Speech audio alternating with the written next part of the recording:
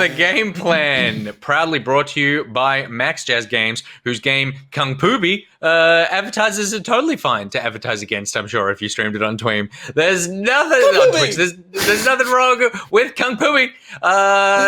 Fun to say, fun to play. That's Kung Pooby, which should be their logo. Put that on the main screen, man. That's that little line under the app. Kung Pooby, fun to say, fun to play. That's totally it. Kung Pooby, available now on the iOS App Store. Kung Pooby. The game plan is where we look at the video games that are coming out this week so you can plan out your weekend games. Let's take a look at what's coming out this week. Take a deep breath, everybody. We're going in and we're starting off with Biomutant, coming to PlayStation 4, Xbox One, and PC on Tuesday, May 28th. Biomutant is an open-world, post-apocalyptic, kung fu fable RPG. It's a lot of buzzwords with a unique martial arts style, combining a martial arts style combat system, allowing you to mix melee, shooting, and mutant ability action. If you don't like your action mutated, then play Final Fantasy XIV on the PlayStation 5. The epic MMO is coming to PlayStation 5. Take part in epic and ever-changing Final Fantasy as you adventure and explore with your friends from around the world, which is just the most generic line. We could do better than that. That's Steam blurb. Terrible. That's coming Final on Fantasy Tuesday, is the first MMO that you can read books in, and that's an interesting and fulfilling MMO character arc. Is that true? That's not true. Yeah, you can just be a scholar. Yeah. You can actually read a full book. Oh, right. You can have a job as being like, I'm just a scholar. Oh, that's right. Someone maxed out, right, by just reading and researching bugs or something. Amazing. So there you go. A lot of people have a lot of time on their hands. King of Seas is coming to PlayStation 4, Xbox One, Switch, and PC on Tuesday as well. King of Seas is an action role-playing game set in a procedural pirate world. Again, another dig at Skull and Bones. An epic adventure awaits you in a fantastic world dotted with fights, lost treasures, and islands. A universe that will keep you anchored as you struggle to become the king of all pirates. What are pirates most scared of? Sharks. Maneater is coming to Switch on Tuesday, May 25th as well. Experience the ultimate power fantasy as the apex predator of the seas. A giant shark! Terrorize the coastal waterways. Tear swimmers and divers limb from limb. Give the humans a reason to fear you. What do I fear? Pronouncing this next game title. Shin Megami Tensei 3 Nocturne HD Remaster. Nailed it. PlayStation 4, Switch, and PC on Tuesday as well. Reawaken your inner demon in a modernized version of the acclaimed Atlas classic, Shin Megami Tensei 3 Nocturne HD Remaster. Want more long titles? Remaster back then. Totally. Yeah, totally. Earth Defense Force World Brothers is coming to PlayStation 4, Switch, and PC on Thursday, May 27th. A new EDF adventure begins, only this time the action unfolds in a parallel world where the Earth is made of digital blocks. Mm-hmm. This world has befallen into chaos. This world is much easier to render. This world looks like your other favorite game, kids. Play this. Yeah, totally. As the once peaceful square Earth has been shattered into pieces, shape aside, it is an Earth nonetheless, which needs to be defended. Yes. Now those are the blurbs we want. Good stuff. Square Earth has been shattered into pieces, but even those squaries need help. Oddworld Collection is coming to Switch on Thursday, May 27th. Escape for your company that wants to turn you into their next delicious piece of meat in the puzzle platformer Oddworld New Tasty. And then also included in the collection is Oddworld Munch's Odyssey and Oddworld Stranger's Wrath. On PlayStation 4, Switch, and PC on Friday, you can pick up Wonder Boy Asher in Monster World. Asher in Monster World becomes a real Wonder Boy adventure that stays true to its roots as the latest part of the legendary and successful series that dates back to 1986. And finally, World's End Club is coming to Switch on Friday, May 28th. The Go-Getters Club, a group of misfit students from all over Japan, find themselves trapped in a strange theme park during a class trip. In order to unravel the mystery of their circumstances and find an escape, they must take part in a game of fate that will test their bonds of friendship. With colorful visuals, charming characters, accessible gameplay, and a compelling story, this is an experience you'll never forget. That is everything of note coming out this week. Angus Ronalds, what's on your game plan this week?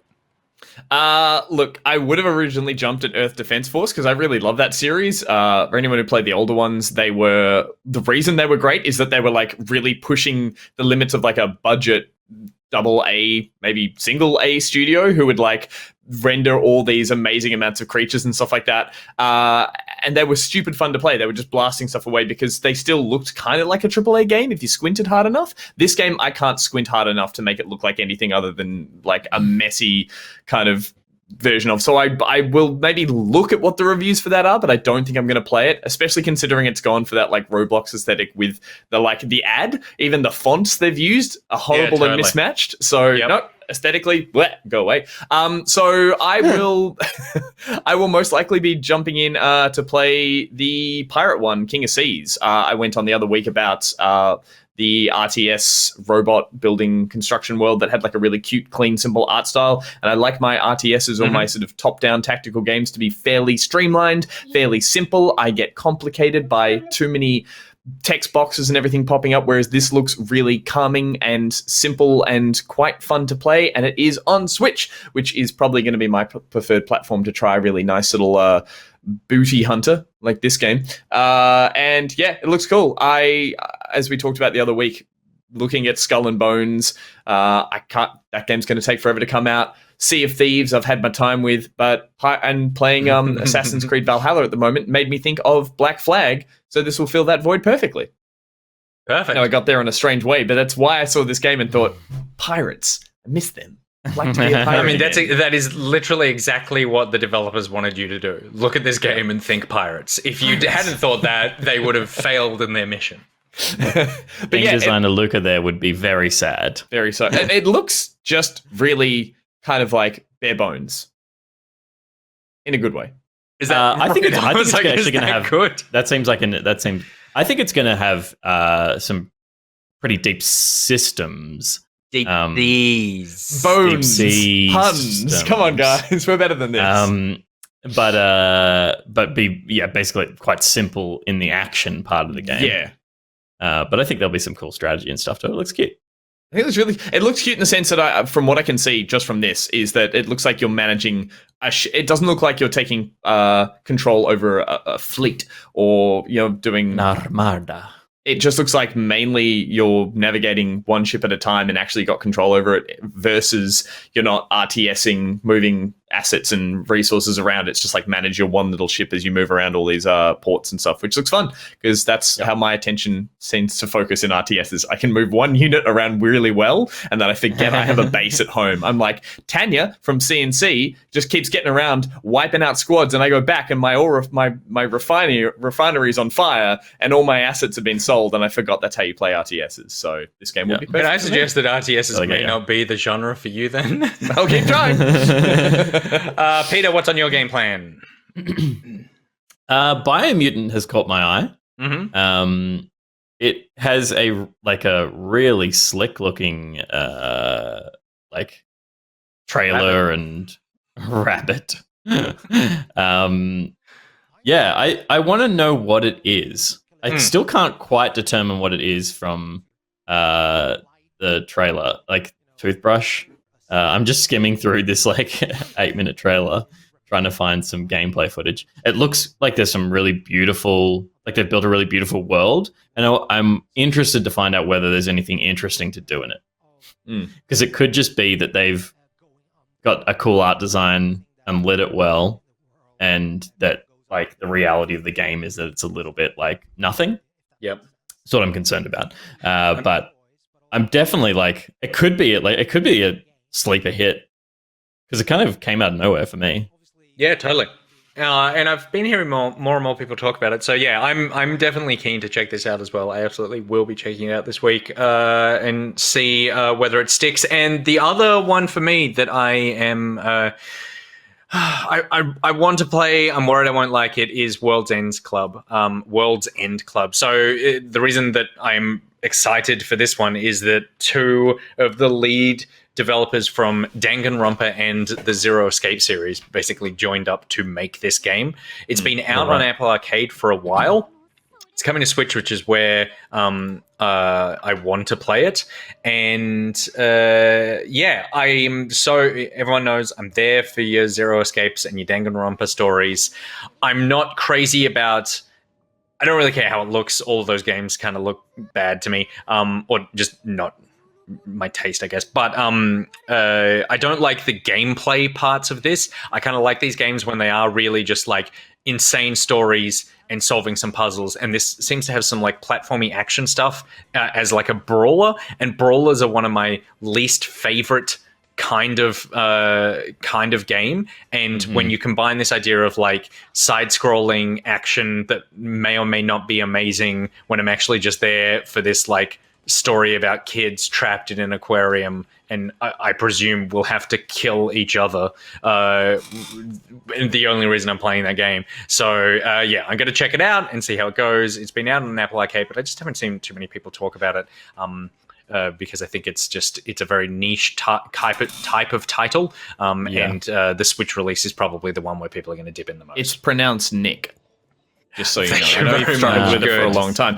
The only thing I remember talking about this back in the day when we were mentioning it coming out this year is that I believe this isn't a spoiler, and as you said, the game's been out in Apple Arcade for a while. This is a spoiler, everybody. Here it comes. Prepare yourself. The game is pitched as your Danganronpa Zero Time Dilemma style, hey, you've all got to survive. I think it's literally in the back of the box within this abandoned aquarium, but that only makes up a starting portion of the game. I won't say any more than that, but really? I think that, we've had this conversation. It was a long time ago, so I forgive you for forgetting it. It was essentially like, this is the setup, and then it wraps that up at a point to then shift into another game. And again, I believe that was pretty much in the first trailer for it. So I think it might do an interesting job of setting you up for the thing you like and then pivoting, whether that pivot is into something better. But the title at the World's End Club, I think sells more as to what they actually have to be doing beyond that. So I think maybe give it a go and get past what we're seeing here, which is, I think, the beginning of the game. How long that is? But the beginning of the game is 40 hours. Well, that's the thing. It might be like 15 minutes and then, we subverted your expectation. Or 80 hours for then the 100-hour game later on. You're like, my God, these things go on, don't they? These kids can talk.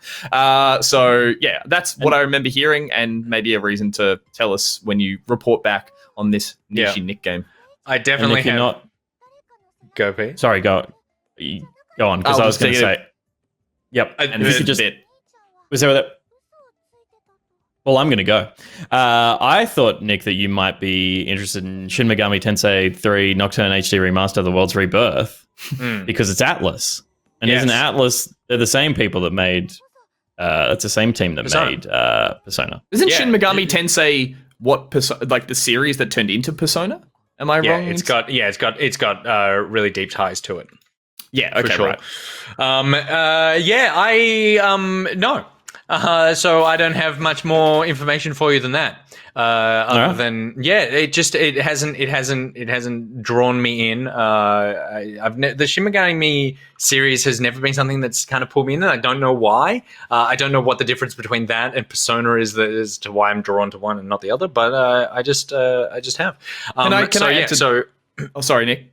I was going to say, can I add to what is now becoming an added piece to this segment, which is like, we say the games we like, and then here's the reasons we won't be playing these other ones, which I may have set up at the start with Earth Defense Force. I'm also super skeptical of Maneater running well on Switch, which I've seen. That game always fascinated me as a game that's running on current to next gen.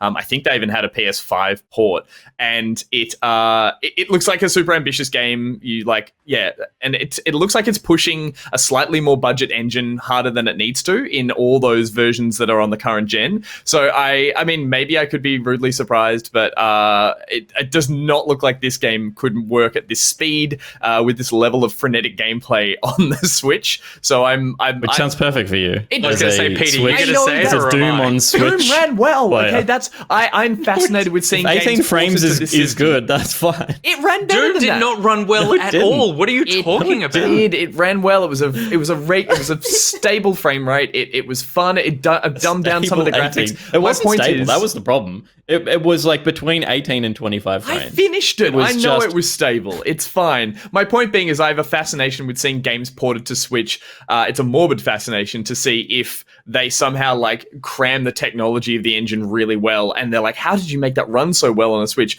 Or like, I'll play Witcher 3 on my Switch just to see how bad it runs. Yeah. And this is one that I will I'll keep my eyes to the to see what happens with this. One day, Twitch will make a subcategory around Gus's very specific kink, and low advertisers will be FPS happy. gaming. Yeah. All right, what is in your game plan this week? Let us know on the Discord by heading to backpocket.gg and joining our Patreon to get access to the Discord, so you can tell us your game plan for this week. It's that easy.